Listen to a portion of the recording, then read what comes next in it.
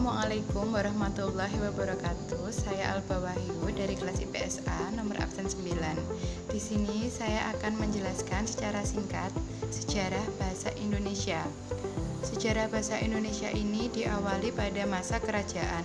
Dulu pada masa kerajaan, bahasa Indonesia ini dikenal sebagai bahasa Melayu kuno. Bahasa Melayu kuno ini digunakan sebagai alat komunikasi untuk perdagangan masyarakat pribumi. Lalu setelah masa kerajaan beralih kepada masa kolonial atau penjajahan. Nah, pada masa penjajahan ini bahasa Indonesia mulai berkembang dengan kosakata maupun penulisan katanya. Nah, pada masa penjajahan ini tepatnya pada tanggal 28 Oktober 1928 Sumpah Pemuda. Pada masa Sumpah Pemuda, bahasa Indonesia resmi dijadikan sebagai bahasa pemersatu bangsa. Kemudian beralih kepada prakolonial. Masa prakolonial ini adalah masa setelah penjajahan. Nah, pada masa ini bahasa Indonesia mulai disempurnakan dengan adanya ejaan yang disempurnakan atau yang dimaksud EYD dengan diadakannya kongres-kongres yang membahas serta menetapkan bahasa Indonesia yang baik dan benar. Jadi bahasa Indonesia ini sekarang digunakan sebagai bahasa nasional yang digunakan untuk alat pemersatu bangsa dari suku-suku serta pulau-pulau yang ada di Indonesia yang notabene memiliki bahasa atau kebudayaan yang berbeda-beda. Sekian dari saya. Wassalamualaikum warahmatullahi wabarakatuh.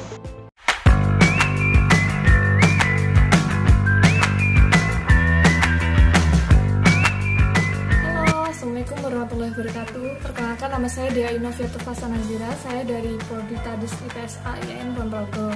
Di sini saya akan menjelaskan terkait dengan bahasa Indonesia sebagai identitas nasional yang di dalamnya berfungsi sebagai bahasa dalam pembangunan dan juga bahasa pengantar dalam dunia pendidikan. Nah, yang pertama, bahasa Indonesia sebagai bahasa dalam pembangunan. Jadi, bahasa Indonesia memiliki peran penting dalam pembangunan nasional. Hal ini disebabkan karena bahasa Indonesia dapat dijadikan sebagai alat pemersatu bangsa yang dapat mengancam kedaulatan bangsa Indonesia. Bahasa ini juga dapat menempatkan dirinya sebagai sarana komunikasi yang efektif. Artinya, bahasa Indonesia berdampingan secara selaras dengan bahasa daerah untuk mengembangkan aspek kehidupan dan kebudayaan. Nah, dengan adanya bahasa Indonesia ini diharapkan dapat menjadi tempat ataupun wahana untuk membangun keselarasan, kesepahaman, dan juga persepsi dalam rangka melancarkan pembangunan masyarakat di berbagai bidang. Selanjutnya, bahasa Indonesia di perguruan tinggi. Bahasa Indonesia memiliki fungsi sebagai bahasa pengantar dalam bidang pendidikan. Oleh karena itu, bahasa Indonesia selalu diajarkan di semua jenjang mulai dari taman kanak-kanak atau TK sampai dengan perguruan tinggi atau PT. Mata kuliah bahasa Indonesia merupakan mata kuliah wajib yang harus diajarkan di seluruh perguruan tinggi, di mana hal ini tercantum dalam Undang-Undang Nomor 2 Tahun 1989 mengenai Sistem Pendidikan Nasional. Maka dari itu, dengan adanya bahasa Indonesia ini diharapkan dapat memenuhi kebutuhan mahasiswa untuk menggunakannya dalam rangka berbagai kegiatan seperti memenuhi tugas dan juga tugas akhir seperti tesis, skripsi, dan sebagainya. Dengan demikian, bahasa Indonesia sangat penting untuk kita lestarikan dan merupakan tugas kita sebagai warga negara Indonesia untuk melestarikan dengan cara menggunakannya sehari-hari agar jati diri ataupun identitas nasional tetap terjaga. Cukup sekian dari saya, apabila ada kurang lebihnya mohon maaf. Wassalamualaikum warahmatullahi wabarakatuh. Assalamualaikum warahmatullahi wabarakatuh. Perkenalkan, nama saya Arista Dianwinafika. Di sini saya akan membahas tentang bahasa Indonesia sebagai bahasa persatuan. Baik, negara Indonesia sendiri terdiri atas beribu pulau sehingga sudah sepantasnya jika negara Indonesia disebut dengan negara maritim. Para ahli pun berpendapat bahwa bahasa Indonesia adalah bahasa yang mudah dipelajari, fleksi dan gender tidak ada sehingga tidak banyak seluk-beluknya. Di samping itu, bahasa Indonesia bahasa yang demokratis, bisa dipakai di dalam segala tingkatan. Oleh sebab itu, Sumpah Pemuda menentukan bahwa bahasa Melayu atau asal bahasa Indonesia menjadi bahasa persatuan. Karena itu, perjuangan para pemuda Indonesia beberapa tahun silam sangat berarti bagi bahasa Indonesia. Mereka dengan penuh kesadaran dan keikhlasan menerima bahasa Indonesia karena mereka sadar akan persatuan dan kesatuan. Perjuangan itu tidak lain adalah perjuangan dalam rangka menjunjung tinggi bahasa Indonesia yang diikrarkan melalui Sumpah Pemuda pada tanggal 28 Oktober 1928. Adapun isi sumpah tersebut adalah sebagai berikut. Yang pertama, kami putra dan putri Indonesia mengaku bertanah air, yaitu tanah air Indonesia. Kedua, kami putra dan putri Indonesia berbangsa satu, yaitu bangsa Indonesia. Kami putra dan putri Indonesia menjunjung tinggi bahasa persatuan, yaitu bahasa Indonesia. Ternyata Sumpah Pemuda membawa dampak yang sangat besar dalam mempersatukan bahasa Indonesia. Mereka mengakui bahwa hal itu dapat menghilangkan sifat kedaerahan dan menumbuhkan rasa nasionalisme. Dengan demikian, bahasa Indonesia telah terbukti sebagai bahasa nasional, yaitu bahasa pemersatu bangsa Indonesia. Sekian dari saya, ada kurang lebihnya saya mohon maaf. Wassalamualaikum warahmatullahi wabarakatuh.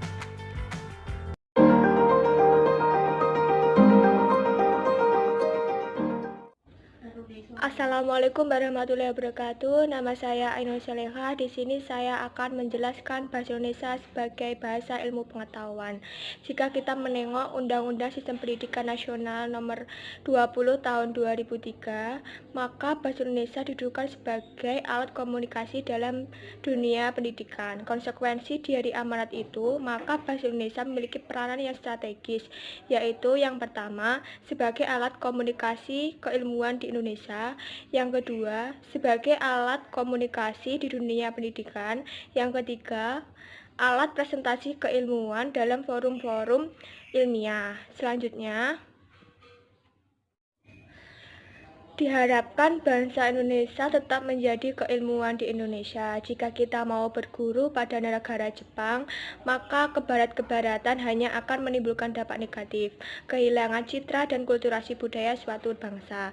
Nah, untuk inilah maka siapapun kita penting untuk peduli dalam melestarikan bahasa Indonesia. Sekian dari saya. Apabila ada kata yang salah, mohon dimaafkan. Wassalamualaikum warahmatullahi wabarakatuh. Bismillahirrahmanirrahim. Assalamualaikum warahmatullahi wabarakatuh. Saya Dewi Lutfiah dari kelompok 2 akan melanjutkan presentasi dari Mbak Aini tadi, yaitu bahasa Indonesia sebagai bahasa negara.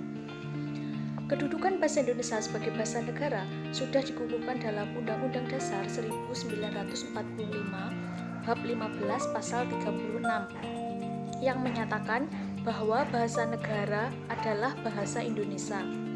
Secara hukum resmi memang bahasa Indonesia baru dipakai sebagai bahasa resmi sejak Undang-Undang 1945 disahkan pemakaiannya, yakni pada tanggal 18 Agustus 1945.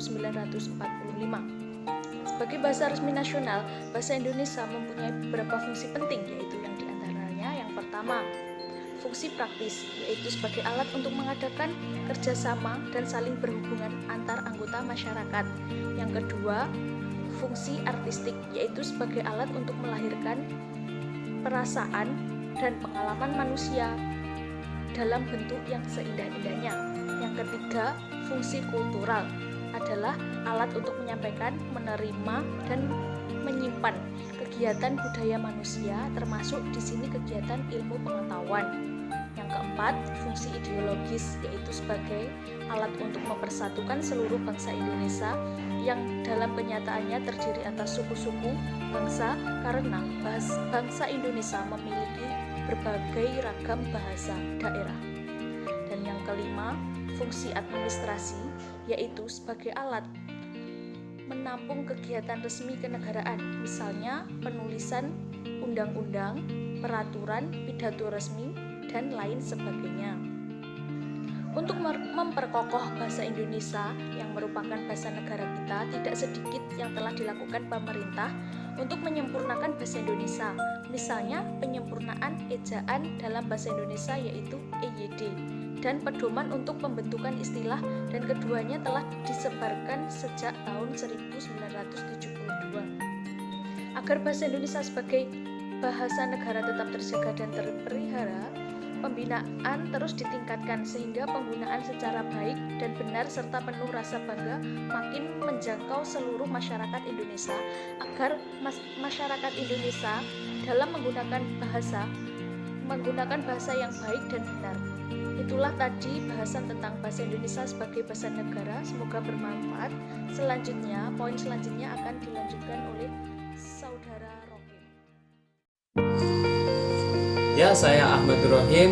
Saya di sini akan menjelaskan poin terakhir dari kelompok saya, yaitu upaya dan strategi mempertahankan bahasa Indonesia sebagai identitas bangsa.